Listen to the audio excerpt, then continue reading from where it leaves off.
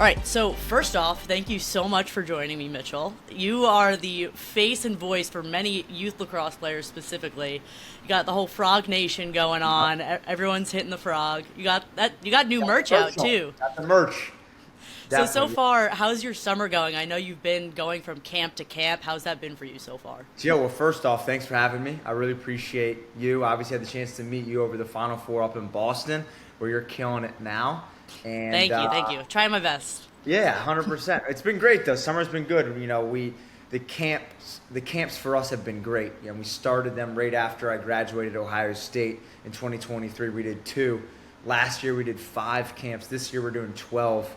And just continue to expand that. The summer really is our go time, and we've been getting it on the content side and the camp side. So it's been fun.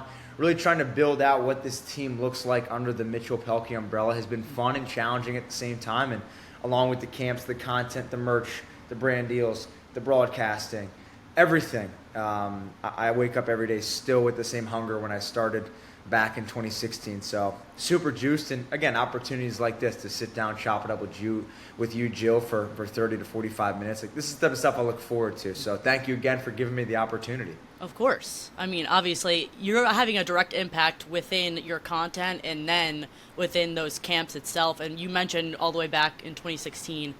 So you started your YouTube career basically by giving your friend Buck, if I'm correct, Yeah. a pretty botched haircut, if I'm Yes. remembering correctly. Yes.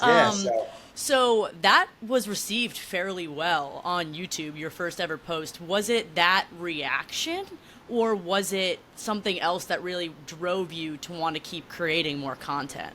I think the biggest thing was just the idea of creating was so interesting. Like, that video did well. I remember going to school the next day and people were like, oh, it's so funny. But the biggest thing was like watching a kid I didn't know watch that video and seeing him laugh off something I created 100%. That feeling is something I continue to go back to. Like, being at the camps, seeing the kids hit the frog. The frog is something I started. Seeing the kids buy merchandise and how excited they are. Seeing the reaction to something that I've created still to this day is kind of the heartbeat of why I wake up and do it. And I think also too, just the creative. Like, I grew up with 2 parents, a dad that was a diehard lacrosse guy, and a mom that was not a lacrosse girl. And I think it was best. My parents are not athlete people. Yeah. So you might resonate more with my mom in the same aspect where my dad wanted us to play lacrosse, get a scholarship, play D1. Where my mom always actually told us, she was like, what are you going to do when you take a girl out on a date? Talk to her about lacrosse. And for some reason, that always stuck with me. And it's a fair point. It's a very she fair always was point. like, what else? Yeah. What else do you have? Lacrosse isn't everything. Obviously, people nowadays are making a career out of it on the field. And I always just loved the sport of lacrosse, but I think I just loved creating more. And, committed to Ohio State in October of 2015. 6 months later, in March of 2016, I started my YouTube presence and truly never looked back. Obviously, you just said it. I started with haircut videos, then brought the camera into high school, and then from there, just really meshed the lacrosse aspect, being a Division I player, and YouTube all together. And again, really college started to take the channel to new heights, and then obviously since I graduated, I feel like we've continued to grow. Well, I mean, off that note, you talk about those types of videos. You've done everything completely under the sun, from lacrosse. You've went toward sororities. You've tried new foods, guessed people's majors. Like, where does that creative side, do you think, come from for you? Yeah, I'm a big believer in, like, what am I interested in watching? Like, I'm a firm believer in, if I don't think it's funny, then, like, no one else is going to think it's funny. So, like, that's that's fair. why I don't want to ever post that's going to do well numbers-wise because it's a viral concept. Like, no, is it funny? Is it entertaining? That's what I go back to. And it's not this, like, system. It's not this strategy. It's not this equation. It's just, is it good content? Will people be engaged and laugh from it? And then we're good. I don't ever want it to be this huge thing where it's like, oh, like, sometimes these big corporations and companies need to do, like, numbers and return on investment. Like, I'm not like that. And again, I think as I continue to grow, there's going to be more of that in the Mitchell Pehlke umbrella. But, like, for me, content is content, and I want to produce something that my viewers are entertained and come out laughing or learning from. Yeah, and it's clearly something that you care a lot about. You've been doing it forever, and you put a ton of effort to put the amount of time that you did while being a college athlete in general is just impressive in its own right. But when you got to Ohio State as a freshman, you're there, you're adjusting to school. Yep. That's a whole nother academic environment. You're a D1 athlete. And was there ever a doubt in your mind that you're like, I might have to put this content thing on hold when I get there? Yeah, so funny story, and it's a great question by you. My freshman year of high school was 2016, so I started making content my freshman year. Freshman through senior year of high school, I was making content, doing the whole YouTubery thing. When I got to campus on August 5th of 2019, my freshman year at Ohio State, compliance actually called me like, hey, we love what you're doing, but you actually... That's good, because it could have been very different. Yeah, we love what you're doing, but you have to stop creating videos because at the time, NIL wasn't a thing. So I wasn't allowed to incorporate Ohio State lacrosse and Mitch Pehlke together because that went against the rules at the time. So for those first 2 years of my college career, I had to make videos like in my dorm room without any Ohio State merch on, couldn't talk about lacrosse. And really in these pillars of like, this is really all I can do. And it just, that those 2 years, and I said this at my camp, those 2 years were the hardest in my content journey because number one, it showed me how much I really love this thing if I can't do it about the main thing. And number two, I got to get really creative. So we were doing, anything under the sun of filming it in my dorm room with my buddies that didn't incorporate lacrosse. And it was tough. It was challenging. But it just showed me like, okay, NIL opened all the doors in 2021 when I was going into my junior year. Now I'm allowed to start creating freely again. What does that look like? And I never looked back and just really said at that time in 2021, I'm going to my junior year, my biggest goal from then on was when I graduate in 2 years, I want this thing to be walking on 2 feet, a sustainable business that I don't have to continue to grow and trying to, get parents to pay for different things. Like by the time I graduate, I want this thing to be sustainable where I can grow it. And obviously, we got there and we're continuing to move forward. Yeah, no, you for sure have gotten there. I'll say that outside looking in. I mean, I was there with you at Gillette, and I think as soon as you walked in, like every kid in the stands was like, Mitchell, like, how nice is that to be able to be a role model for these kids? Oh my God, it's like my favorite part. Like I think to grow up and to have somebody, because now like we're having guys that camp my coach that are 22, 23, that are OGs. They started watching in 2016. So to have that impact on somebody as they're going through puberty, as life's changing, as they're getting recruited high school and college, like to me, that's the biggest aspect. And I just think to be able to, like one of the biggest pluses I get from parents is you're one of the only YouTube channels we let our kid watch. Like that is so powerful to me. The fact that like I have the parents okay to teach their kids, like that is so powerful for me. And if I can give any sort of light to kids out there from lacrosse or entertainment or just how to do life, like to me, that is always kind of the pillars of the business of why I wake up and do it each day. That's amazing that those parents like trust you like that. Yes. And then I'm sure it makes you, I would say like the leeway of what you want to do is a little bit wider because you now have proven to these people and you've gained their trust. Yep. But like looking back at those camps at Ohio State, those 2 years that you were talking about where it was a little bit more difficult, do you think that those years kind of overcoming that adversity shaped and helped you push you forward a little bit? 100%, yes. I mean, I think from a metric standpoint, I don't know if the channel even growed at all those 2 years because the content was terrible. You can go back and watch. Like, it is very just like, what is this guy doing? Because I was searching for anything and everything. But I think from a standpoint of, okay, that was 2 years of continuously learning about the platform of YouTube, learning about how to storytell, and ultimately learning how to be an influencer content creator when the return on investment wasn't there. If I posted a video and got 2,000 views, in my head I wasn't satisfied, but I know posting that video, I learned some there. And to me, it's all about just like every video I upload, and actually today I uploaded my 800th video. Congrats. So, yeah, thank you. Yeah. To me, I look at it as like I have 800 books on the shelf. And the more videos I post, the more books on the shelf, more wisdom, more everything. And that's how I view it. And I think if I can just continue to put a book on the shelf and not waste time and continue to content up, that's the ultimate dream. That's the ultimate goal. And I think everything else drives from continuing to put books on the shelves. Yeah, and you've obviously reached that point where you have put those books on the shelves, but when it was kind of those harder days, what advice can you give to a kid where it's like, oh, maybe I'm scared to start posting or start doing something different because I don't know what my friends might think or what kids at school might think? Because it's kind of scary to start this type of stuff. Because I mean, I know when I first started, I was like, people are probably going to think I'm Yeah. crazy. Yes. I mean, I think the biggest thing is that, like, you have to not care what people think. Like, the biggest thing I always say is, number one, you need to start creating now. If you have mom and dad's old Christmas camcorder they used to record on Thanksgiving and Christmas when you open presents, or you have the nicest camera in the books, it doesn't matter. Start now. And number two, you cannot care what people think. That's the biggest thing I get is like, oh, my friends are going to bust my chops, or like, what are my parents going to say? Like, if you truly believe in yourself and you want to make this your career, like, why would you care about what anyone else thinks? Yeah, not even from a content standpoint, just with Yeah. anything. Yeah, and I just think it's so important. Like, I don't know, hate's going to be everywhere. And I truly believe when you're not doing something big enough, if you're not getting hate, you're not doing something big enough. And I think that's important. Like, if you want to continue to grow in life, you're going to get hate. You know, if you want to be that same cat from high school, be that. But you're not going to grow into anything that I truly believe that's that special. Like, I don't want to ever be with anyone from relationship or friends, a family perspective that's not growing.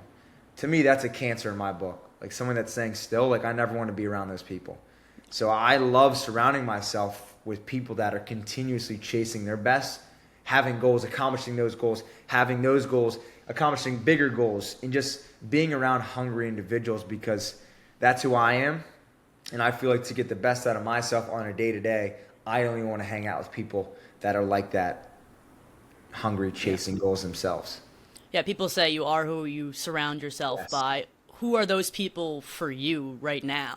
Because I obviously that just- could change. You can Yeah. outgrow people, but right now for you, who are those people? I think the biggest ones are my internal team right now. Like, I feel like this summer we put together a team of, my filmer, kind of like my assistant that's really my right-hand girl in this whole thing, kind of COO. She does everything. And then, my right-hand man from a content and camps perspective, Duncan, Kylie, and Tucker. Those are the three people I mentioned. And I think pouring myself into them has been big. I feel like if I want to continue to grow and scale this thing, you can't do it by yourself. You got to do it with a team. That's been super important. And I just feel like other small businesses in the same direction, like Goalie Smith. I was there this morning. They train goalies all over the country. I've been to a camp or two on my end. Yes, 100%. So you know about them. They're a business model that I love. It's not very similar, but I take bits and pieces of what they're doing. And they're just so nice. Like, they help me out if I ever need it. I ask, the Gavazdan brothers advice and tips if I ever need it, and they're just willing to give it back and give it back. And, like, I want to surround myself around people that are doing the right thing. Number one, they're creating a successful and organic business that people love. And number two, that are willing to pay it forward. That is the biggest thing for me. Like, I hope there's a kid in my shoes 10 years down the line that wants to do what I'm doing, and I'm their mentor. Like, that to me is as a sign of I've made it, to be able to give wisdom down. And I just think that's important. I could go along and long. There's some mentors that I have, but I feel like for me, it's just that crop of people. Yeah. Yeah. That's super important. And you mentioned the whole team thing. And obviously, from a point of view where you were a Division I athlete, how much do you think the pillars that you learned while being an athlete impact your business that you still use now? Oof, everything. I mean, I wake up every day hungry, like somebody's taking my spot. Same on the lacrosse field, right? There's a guy that wanted to take my spot that was a freshman. I'm a junior now. Like, I don't want to let that happen. I know right now, and this sounds insane, I know right now there's a 10-year-old that just picked up the camera for the first time that wants to take my spot in 5 to 7 years. And, like, that keeps me up at night. Like, that might make me sound insane. I don't think it makes you sound insane. I think the same way. You Yeah. have to. You have to. And I think if you don't think like that, you're just satisfied. And okay, and I say this a lot in my videos, like, it's okay to be average and satisfied. but like you better be satisfied with the average results. And if you wake up and you love your 9 to 5 and you love life and you're happy, like, and you're content, like that's okay. Like I never want to sound like that's the bad thing, but I know for Mitch Pehlke, like that's not. And I'm always chasing and I'm always want the next best thing. And obviously I know that can be good and bad, but for me, like I wake up every single day thinking someone's going to take my spot. No, and I think that's a great mindset. I mean, for me personally, I always say once I get complacent, Yes. that's I'm not in a good spot. Like I got to try something new, get out of my comfort zone. I 100% agree, and I know it sounds a little crazy. I did a solo episode that I'm going to actually put out later on, Okay. but in my head, I was like at the gym, and this girl next to me has like her dumbbells, and I'm like, she's lifting heavier than I am, and I'm Yeah. like, I'm not.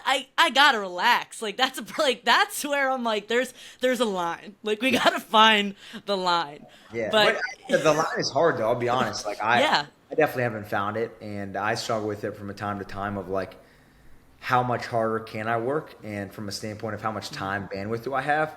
But at the same time, like I think I'm so hungry and relentless in this thing that it just doesn't bother me that much. Like I haven't felt yeah, the burnout yet. I can definitely say I've been close, but like I just think when the passion's there, you can block out everything else. yeah. When you're doing things from the right place, I Yes. think that always makes the drive a little bit easier and more fulfilling in one end. But you have also pushed into a completely new sector of media this year. You did sideline for Big Ten. How was that for you, kind of commentating on the sport that you once played? Was it like It was weird at crazy, all? especially that game. Like I was the sideline reporter for Ohio State versus Michigan, That was a Big Ten crazy game. championship. Obviously rivals. Obviously the first time Ohio State's been in the Big Ten championship, and obviously they won it. And to be there to see my coach have those, like it was something I could have dreamed of.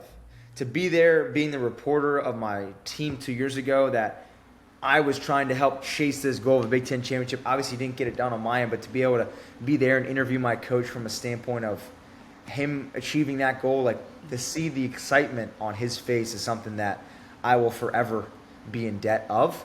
It was one of the coolest experiences ever. But the broadcasting as a whole is something that I want to continue to do. I think it sharpens my skills and helps me continue to elevate on camera, on YouTube, from the show aspect, and so many different other areas. But I think that's something I'll always do because it brings a lot of joy to my heart. How was that transition like for you, going from field to the mic in that way? The field and the mic honestly wasn't tough because I feel like for me, I've always been doing it, right? It's no different than the YouTube videos, but the biggest challenge was from like the YouTube recorded, everything's edited to like live television. And there isn't no, oh, let me do that take again. Like here we go, 3, 2, 1. Everyone can see your face. Yeah, it's a little And scary. yeah, it's a little scary, a little nerve wracking. I wasn't too nervous of just obviously being on TV. It was more of like there isn't no take 5. It's like we have one take. Like all the pressure's on you, and you know to make that happen, it's nerve wracking, but it's another decision. And I have this right here, and I'll bring this out real quick. This is something I live by. This quote right here says, "Champions make different types of decisions," by Eric Thomas, Eric the hip hop preacher, a legendary motivational speaker on YouTube. Look him up if you haven't seen Yeah, him. I'm gonna He have to has look that. him up. Yeah, champions make different types of decisions, and I just believe you got to make different types of decisions in life if you want to make it to the top, right? Like tomorrow's Saturday, I'll be working the whole entire day. To some people, that might sound insane. To me, I'm like looking forward to a coffee on my hand in this laptop. And again, like at the end of the day, like it might sound crazy to some people, but I just feel like when the passion's so strong, it just everything else just falls in line. And I mean, on that note, looking back to your high school years, going into your even middle school years, I guess, what's like one piece of advice that you could give yourself going along this athletic journey and content journey now being years out? I mean, I just got a haircut. I can tell the audience that. Just got back, fresh cut. And I was talking to my barber. I always love asking older I feel like cats. guys always talk to their barbers. They're Oh, always I was just saying, that's our only sign of like therapy, because we don't have our phone. It's just me and him in the lounge. We're just yeah. chilling and we're chatting. And the biggest thing that I always ask these guys, my barber and people older than me, is I ask them questions that I want to know about. And I was asking him about like, what's it like to be married for 30 plus years, have two kids, and he was just like, I was playing tennis back in the day. I never thought I'd be married and have two kids. And look at me now. I wouldn't change it for the world, but like to go back and tell my younger self something, like I don't even know if I could, because life was so different. And for me, obviously, life wasn't as different, let's say 10 years ago. But the one thing I would say is to stop worrying. I worry so much, and I still do. In 2030, if you ask me the same question, I'd probably say, yeah, in 2025, to stop worrying. It's just something from within. But I feel like at the end of the day, it always works out. It always works out. The deal that you wanted, the deal that was going to help you out financially didn't fall through. You're going to look back at that aspect and be like, it all worked out. And I think the worrying aspect is something that I struggle with for sure. And I don't think I can ever come around to not worrying, because if I stop worrying, it's the first day that I stop caring, and I'll know that I'll have to pack my bags, and that'll be it from a content standpoint. But I don't know. That's what I would say, but I look hindsight 2020, I know it wouldn't help me. Yeah. And then going forward, obviously we both have to work on our worrying. I have problems with that as well. Yeah. But What would you say to your 15-year-old self? oh, I think I would say, I don't even know. You're springing it on me now. I usually don't get asked the questions. Let me think. I love flipping it back on you guys. Uh, I would probably say trust yourself is what I would say, because my path was very not linear at all. I was very all over the place. Okay. I didn't wind up playing lacrosse, played lacrosse, got a master's degree, got an undergrad degree in something completely different. Thought I screwed myself over. Went to grad school and things wind up working out. So, Yep. we'll see how they end up panning out over the next year and a half. Yes. But I don't know about all that. But for 100%. you and your brand, where do you see this going in the next year or so? Like, what's on the docket for you, if you can share? I know you just dropped new merch. Yes, yeah, new merch. The merch, the camps, the content, all the same, just continuing to grow that. Better videos, better merch, more camps. So all from that standpoint, saying the same. I want to do something from an event standpoint that I don't want to chat too much about, but that's something you don't have for next to. summer. We want to continue to grow. And I think just continue to grow everything. People ask me that question, like, what's next? What's next? And besides from the event standpoint, it's just doing what we already do better. And I think that's it. Growing this team has been something that's been big for me in 2025. Locking down like an official, like full-time employees have been big for me, especially at the end of this year. Like I want to do that. I already have one or two people in mind to lock them up, and to take this business from like, oh, this guy makes fun videos, mom and pop, to like, this guy has a structured business in plan, documents, timelines. This is what he does. It's something that has been heavy on my mind, and I want to take the next step, because if I want to take this place where I want to go, I got to do everything in between to make it get to where I want it to be. No, exactly, and I totally agree. And I have one last very important question. Yes. Because I don't know the answer to this, and the answer might be out there, and I do very thorough research, I would like to say. But I could not find the answer to this. Where did the frog come from? Who made that? Like, was it just a face you made? And it just stuck? Or was there a reason? Yeah, so the frog actually started with my dad. Him and his friends were hitting the frog back in the day. We were always doing it as kids, like a funny face. And if you look back at some of the videos in 2017, I'm hitting the frog with my high school friends. We were doing it on or off the camera in high school and college. And it was something always fun. Always funny, like hitting the frog, the guy's hitting the frog, like let's just make a funny face in a photo, like no harm, no foul. And obviously it created a life of its own, and it's so funny to see where it is now, because I'm walking down the street and I know some kid knows me and I'll hit him and they'll hit me with a frog back. Like it's just a sign of like respect or like something funny. So I never want to put pressure on it. I always want it to be organic, and I think that's what it is. Yeah. Just funny, organic, and that's it. So How does your dad feel about it? Having something that he was doing with his friends back in the day, now like having he like loves it. 10-year-olds in like The 2025 OGs hitting it. know. The OGs know that the second shirt I ever released was a shirt that said "Hit the Frog," and Yes. there was a picture of my dad on there hitting the frog. So an OG That's awesome. shirt, and I think he's happy. Like at the end of the day, he owns his own business too, and you know to see his son never have a quote unquote real job to get out of college and own his own business, like he's always the one helping me out, whether it's tips and tricks to, hey, what about this, or what about doing merch like that. Like him and my mom are ones that I continue to look up to and ask questions on a day-to-day basis. That's awesome. I gotta start. I do hit the frog every now and then, but Let me I see think your I'm gonna have frog. to start.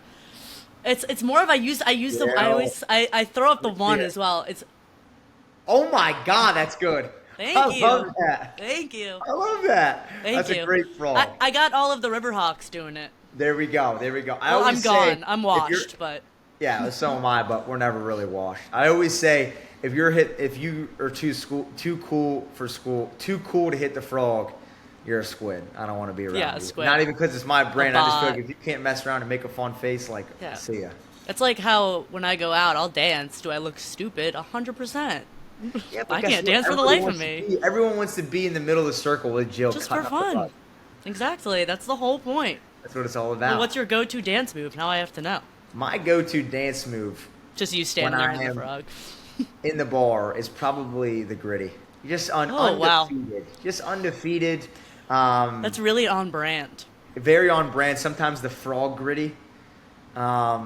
We got a lot in the repertoire, but I'll be honest, it's nothing planned. It's just it's that time of the night. just there. Let me just start cutting up the rug, and hopefully people follow. And if they don't, then here we are again. All right. That's awesome. Well, thank you so much for joining me. I love talking to you. And if you have any other final thoughts, feel free to share, but it was a pleasure talking to you today. Yeah, Joe. No, thank you. I appreciate you having me on and taking the time out of your busy day to have me here. And I just want to say thank you for the opportunity. It really means a lot.